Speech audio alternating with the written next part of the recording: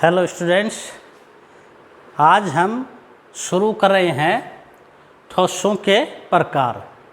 पिछली क्लास में आपने रसायन विज्ञान की परिभाषा, रसायन विज्ञान का जनक, रसायन विज्ञान के उपयोग आदि के बारे में पढ़ चुके हो।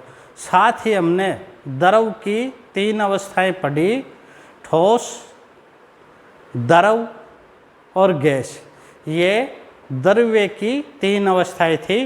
ठोस में कण बिल्कुल पास पास होते थे, जिसका निश्चित आकार व ज्यामिति होती थी, जबकि द्रव में कण ठोस की बजाय दूर दूर होते थे।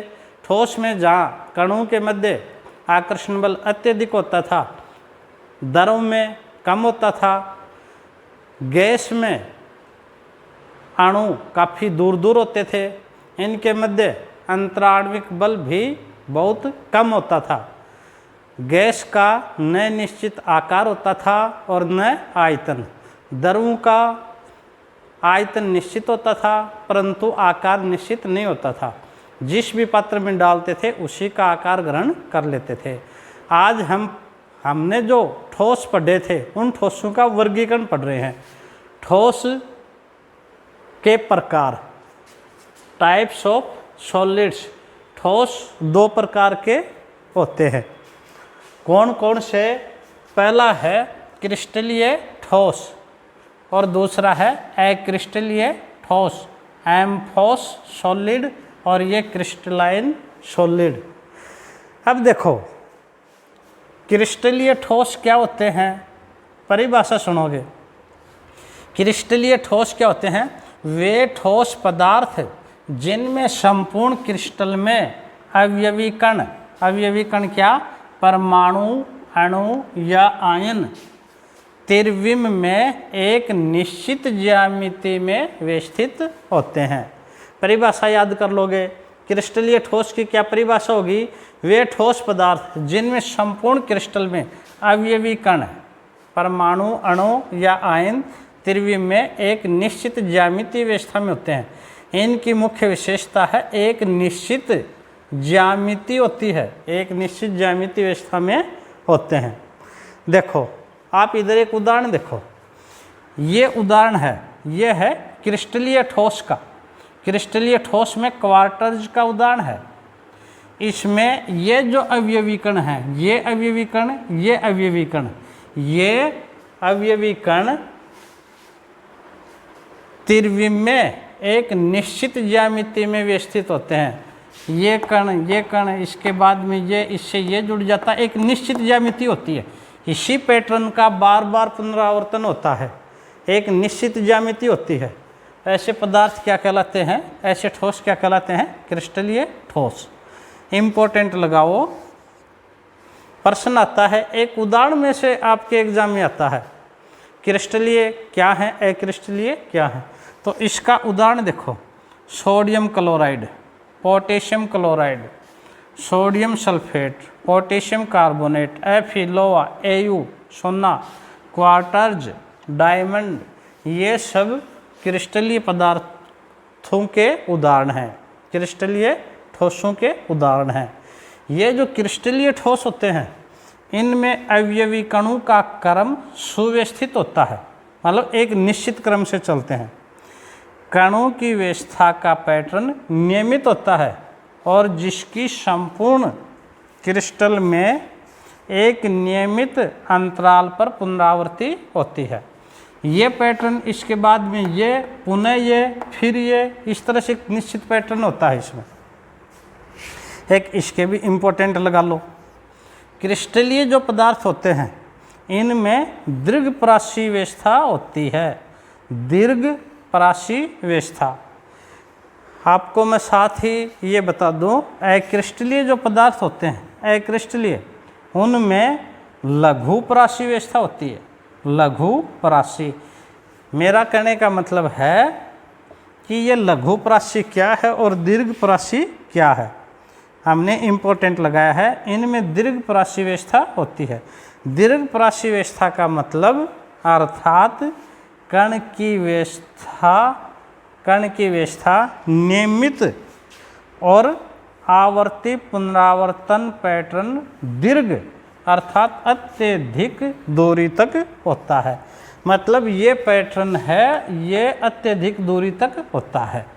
इसको बोलते हैं दीर्घ प्राशी व्यवस्था, दीर्घ प्राशी व्यवस्था। अच्छा, ये जो क्रिस्टलीय ठोस है इनको बोलते हैं वास्तविक ठोस। इनको इम्पोर्टेंट लगा लो, इनको बोलते हैं वास्तविक ठोस। चलिए अब एक उदाहरण देख लो इसका।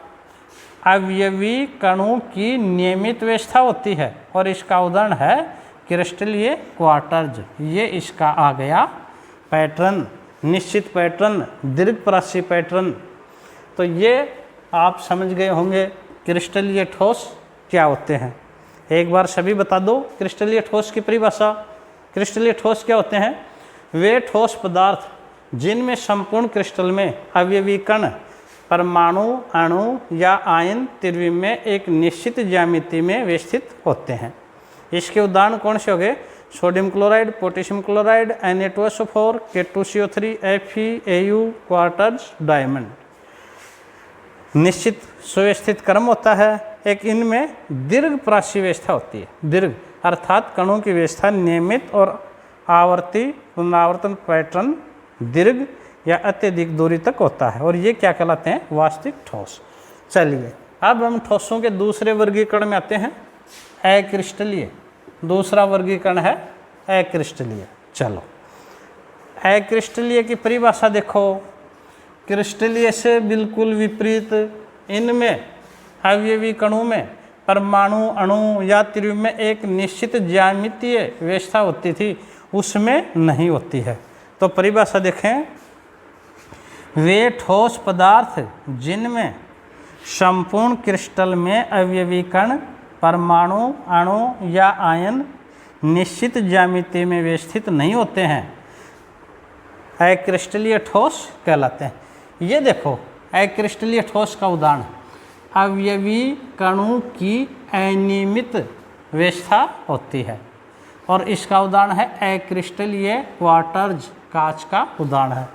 ये पैटर्न है, फिर यहाँ पैटर्न अलग हो गया। इनमें एक निश्चित पैटर्न नहीं है, निश्चित पैटर्न नहीं है, इसलिए ये कौन से पदार्थ, कौन से ठोस हो गए? अक्रिस्टलीय। एक बार परिभाषा सुन लो, बिल्कुल सरल है। वे ठोस पदार्थ जिनमें संपूर्ण क्रिस्टल में अवयवी कण परमाणु, अणु या आयन निश्चित ज्यामितीय व्यवस्था में नहीं होता है, अक्रिस्टलीय ठोस कहलाते हैं। अच्छा, अक्रिस्टलीय ठोस के उदाहरण बताओ कौन कौन से हैं?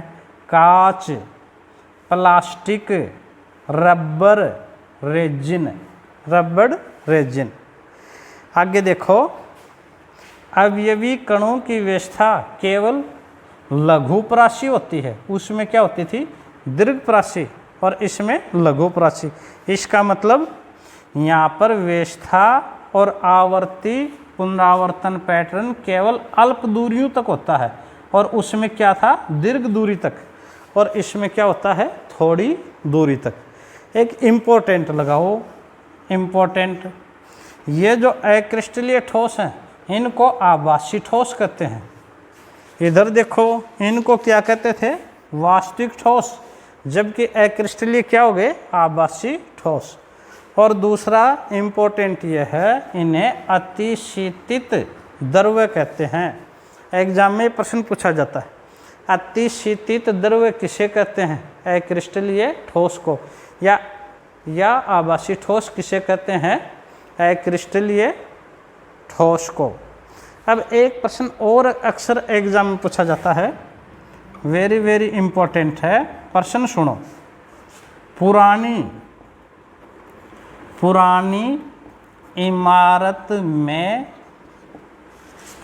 इमारत में खिड़की व दरवाजों के कांच नीचे से मोटे होते हैं। मोटे होते हैं, क्यों होते हैं? एग्जाम में प्रश्न पूछा जाता है ये।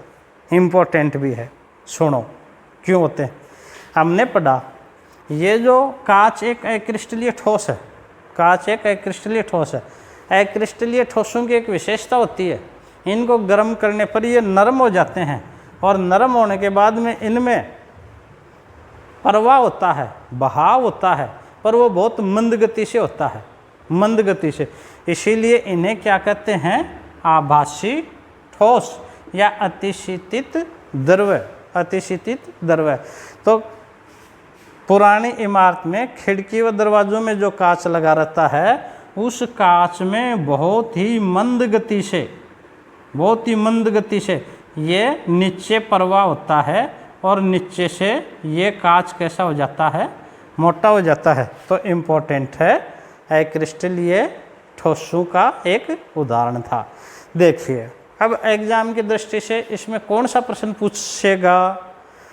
सबसे महत्वपूर्ण प्रश्न तो पूछता है उदाहरण, जो पीछे बोर्ड एग्जाम में आपके प्रश्न आए हुए हैं उनमें एक तो ये प्रश्न पूछा हुआ है, निम्नलिखित को पृथक कीजिए, उदाहरण दे दिए।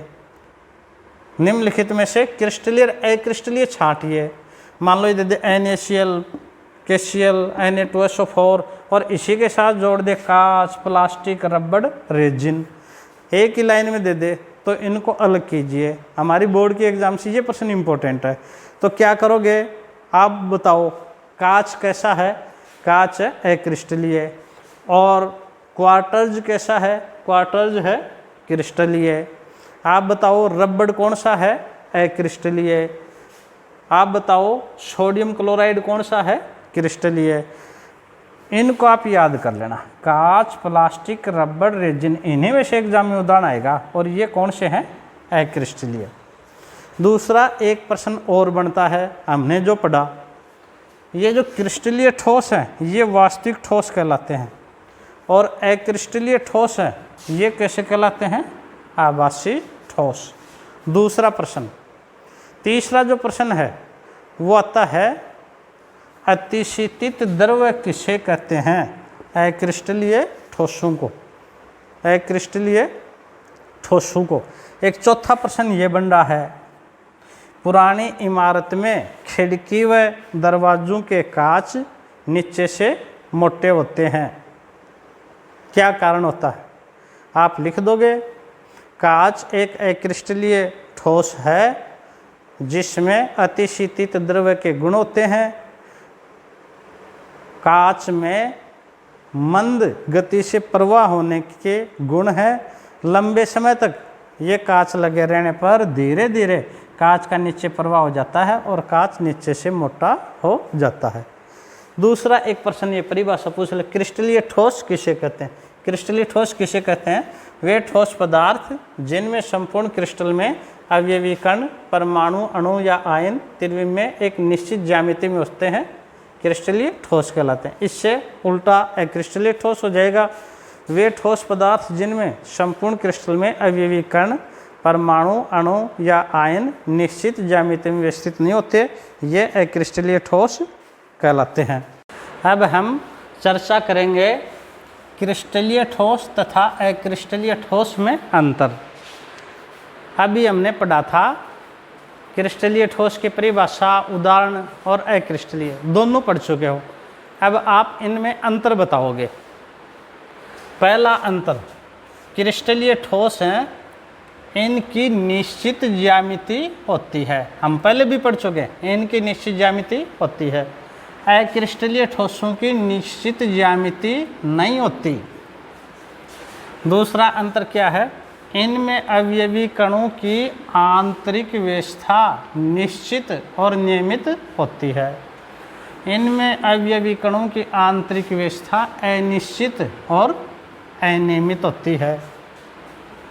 इनके गलनांक निश्चित होते हैं, इनके गलनांक निश्चित नहीं होते, गर्म करने पर नरम होकर प्रवाहित होने लगते हैं। प्रवाहित होकर ये अतिशीतित द्रव के लक्षण दर्शाते हैं। निश्चित गलनांक के कारण ये होते हैं वास्तविक ठोस, वास्तविक ठोस, और निश्चित गलनांक न होने के कारण ये अतिशीतित द्रव वह आभासी ठोस कहलाते हैं। ये इंपॉर्टेंट लगा लोगे। अतिशीतित द्रव्य व आभासी ठोस। निश्चित गलनांक के कारण इनके शीतलन वक्र असतत होते हैं। इम्पोर्टेंट है, इनके शीतलन वक्र कैसे होते हैं? असतत। और गलनांक निश्चित होने के कारण इनके शीतलन वक्र क्या होते हैं? सतत। अब ये समझो, ये सतत तो क्या होता है और असतत क्या होता है। जैसे जैसे हम इनका टेम्परेचर बढ़ाएंगे समय के अनुसार, तो ये रेखा है, ये एक सतत एक ही क्रम में चलती जाएगी। सतत, ये क्या बोलते हैं? सतत वक्र। और इधर ये जो है, जैसे यहाँ समय भी 0 है, टेम्परेचर भी 0 है। जैसे टेम्परेचर बढ़ाया 20 मिनट बाद, और समय और टेम्परेचर बढ़ाया और बढ़ाया, टेम्परेचर बढ़ेगा, इधर समय बढ़ेगा। यदि हम समय और ताप में वक्र खींचें तो इसमें असतत है। जैसे यहाँ से एक परिवर्तन आता है, यहाँ फिर अलग तरह से हो जाता है, यहाँ फिर ये असतत हो गया। ये वक्र, ये वक्र कैसा हो गया? असतत। ये वक्र हो गया असतत, और ये वक्र कैसा हो गया? सतत। तो याद रखना, क्या याद रखोगे आप? क्रिस्टलीय जो ठोस है वो उनका शीतलन वक्र कैसा है? असतत। शीतलन वक्र कैसा है? असतत। किसका? क्रिस्टलीय ठोस का।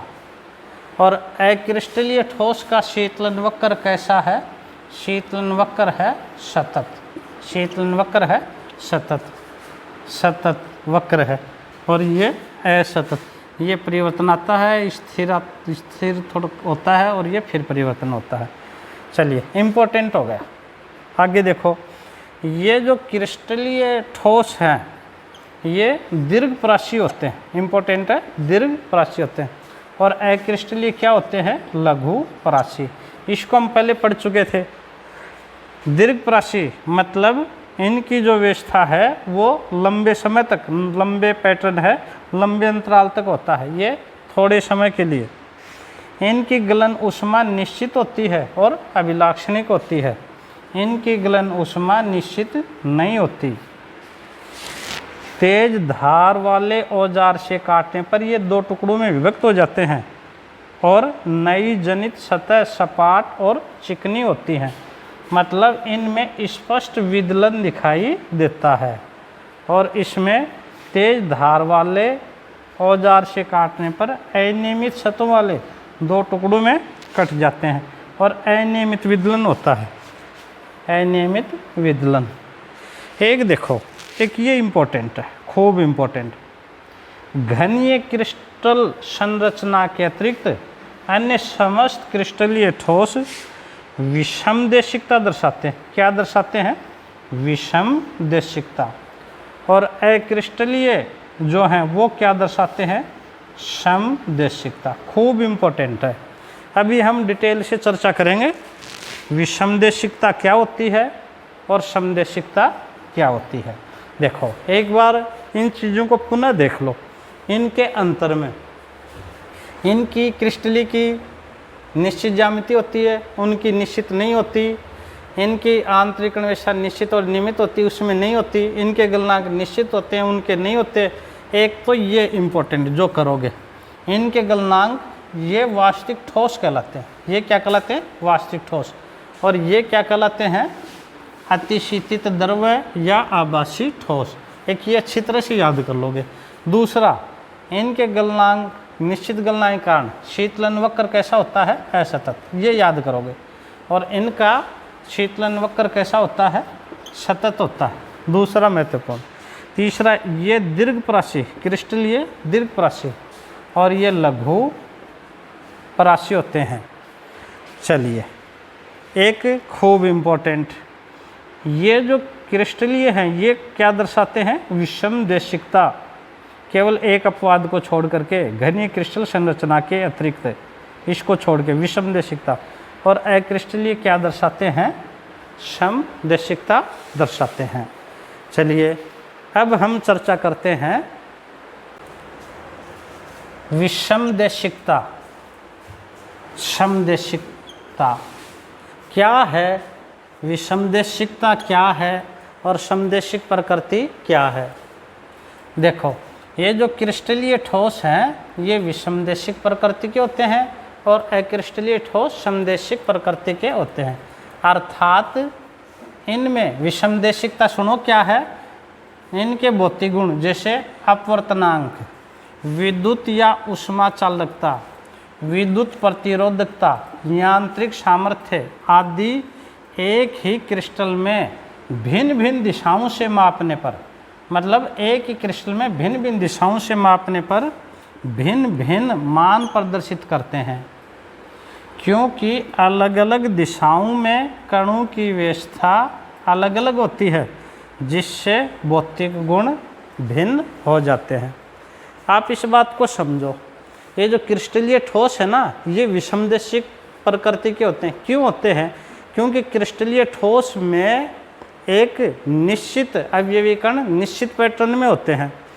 जैसे ये निश्चित पैटर्न हो गया, क्रिस्टलीय ठोस है निश्चित पैटर्न में।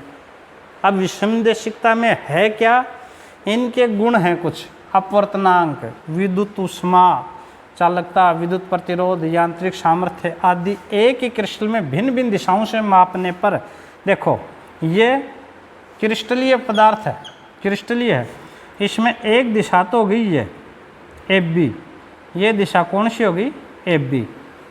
इसमें एक अलग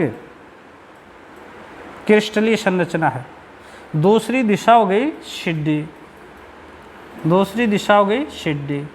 यदि हम इस क्रिस्टल के एफ बी दिशा में भौतिक गुण जैसे अपवर्तनांक, विद्युत या ऊष्मा चालकता, विद्युत प्रतिरोधकता, यांत्रिक सामर्थ्य आदि ज्ञात करेंगे एक दिशा में, तथा जब हम इन्हीं गुणों को दूसरी दिशा में ज्ञात करेंगे, दूसरी दिशा जैसे सिड्डी में ज्ञात करेंगे, तो ये गुण भिन्न भिन्न, इन गुणों के मान भिन्न भिन्न प्रदर्शित करते हैं। क्यों करते हैं?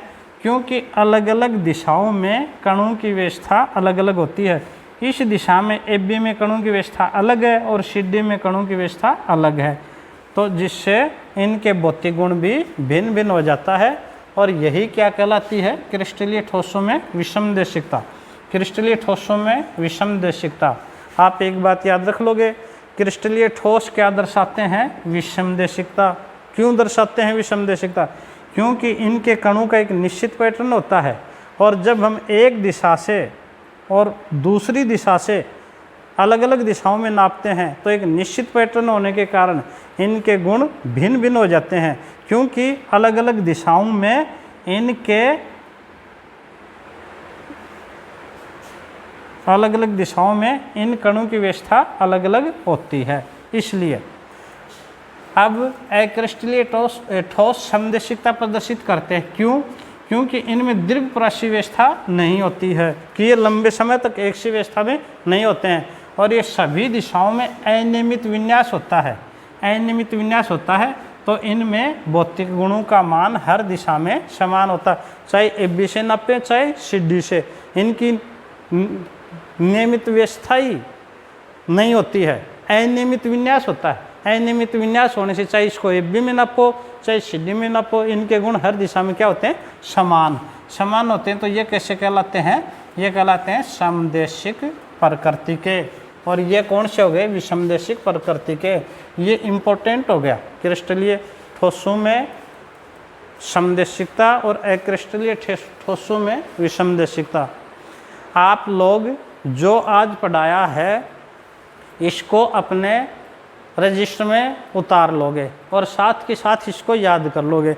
इसके अलावा आपकी जो 12वीं की पुस्तक है आप उसको भी पढ़ लोगे और फिर आप जो छोटे छोटे प्रश्न जहाँ से मिलते हैं आप कर लोगे। आप अभी से जम करके तैयारी करें। जैसे ही टॉपिक पूरा हो जाता है इसके बाद में आपका टेस्ट लेंगे और आपको नियमित क्लासें अब से मिलेंगी।